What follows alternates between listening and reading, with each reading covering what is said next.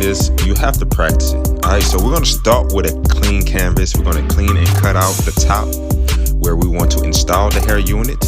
And after that, we're going to apply the Ghost Bond. And we're going to apply that throughout the head where the unit will be installed. And you might have to put 2 layers of coats. Sometimes you put 1 layer. It doesn't matter. It's totally up to you.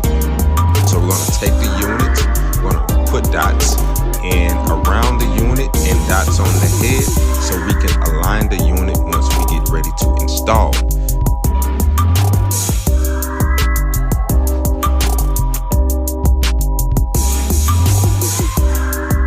I like to cut and fade my client while the Ghost Bond is drying. It helps to speed up the process.